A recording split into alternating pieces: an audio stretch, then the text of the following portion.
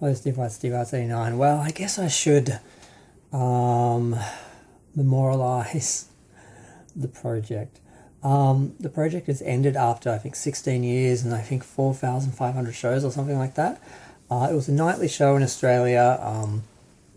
I never really got it, honestly. I watched it all the time back in the day. And usually when I wanted to look for a clip on something that happened in Australia, I'd usually, if I saw a project clip, I'd click on that because usually the coverage was good.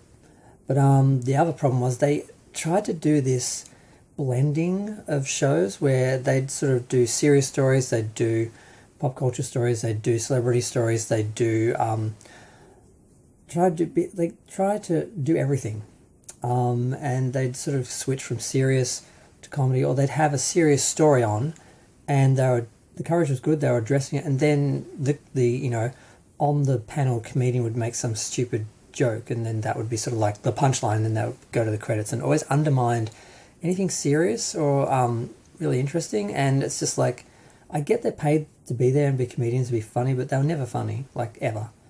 And it was just cringe, and like I said, just undermined any serious journalism they were doing. And that didn't mean it had to be all doom and gloom and dead serious all the time. They could have had levity and fun with it without having to have a comedian paid to sit there and come up with some joke for every sort of. It really just felt forced. So I didn't really care when I heard it was being cancelled. I'm like, okay, so long as another program replaces it that covers the same subjects, I'm fine. I didn't care for the project's format because it was this weird hybrid trying to be something different and unique, which I guess you got to give it some credit for. But just because it's a good idea or good intentions or a good concept doesn't mean it actually was any good. So that element really bothered me. Like the last few times I've watched clips from it, it was just, you just get the comedian coming in at the end and ruining it. I'm just, why? You're not funny, you're not interesting. I don't know. I know you're there. I was going to say, I don't know why you're there. I know why you're there and you're being paid to be there to be funny, but seriously.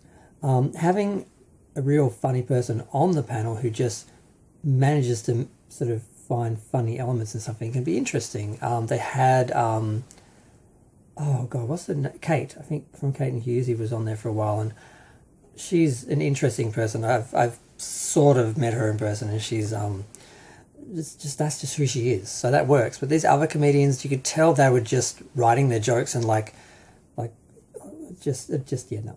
So yeah, and I never saw the show live. I nearly did a couple of times because when they had actors from Star Trek here in town, I went to the premiere for Into Darkness, but I didn't go to the premieres of the 2009 film or Beyond. And when Beyond was here, I was supposed to be in the audience. Unfortunately, they were filming it in Sydney. I didn't realise they had two studios, and they would fly the people backwards and forwards. So if they couldn't get an actor to come to Melbourne, where the home sort of base was, they'd just use the Sydney studio and they'd fly the cast to Sydney. I didn't know that. So I just assumed it was going to be in the local studio, which is literally on my tram line. Like the end of my tram line basically was the Seven Studios, because Seven Studios has moved now. They've got a more modern studio that's set up. I think it's on Collins Street in Sydney now. But yeah, so I never went to a taping, and I nearly did a couple of times. There's a few other times people were in, and I was like, oh, I should go. I should get in the audience, and I did, and they're really nice with organising all that. They're really nice, but just didn't happen because I didn't realise until too late they were in the wrong state. I didn't have time to book the flight and everything. But yeah, so I guess it's kind of sad it's over because I guess people liked it. I mean, it didn't do great, but it did okay, and it served a function. We need that sort of show to cover those sort of subjects and that, and something interesting and experimental, I guess, is better than, just the usual format standard thing. But that's probably what it'll be replaced by, but we do need something to replace, so hopefully that will happen. Because live TV is struggling with streaming, and yeah, it's a bit worrying in general, but I think the show itself was always questionable, because some people loved it, some people hated it, just because of the cross-format sort of aspect. A lot of people just didn't get it, didn't like it. It didn't really fit into any box, and people sort of want things to fit in boxes neatly so they know what they're going to get. But yeah, so they did the last show, I think, on Friday, and they had some of the original three hosts on, because the hosts changed a lot, and there was a bit of controversy where they cancelled someone and they replaced someone, and they brought new people on because they're trying to save money or trying to make the show hip and cool or something. I don't know what they were doing, but been in the news a bit in the last year or so, and then the announcement that it was going to be gone like in a month.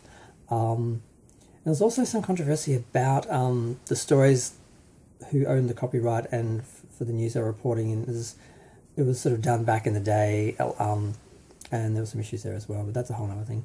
I'm just going to go. Feel free to share, like, comment, subscribe. Let me know what you think. I watched a couple of clips and Waleed was saying goodbye and all that, and he went on a bit, but it was nice, it was sentimental, and I sort of felt like I should, memorialise the show, like, even though, it's just my channel.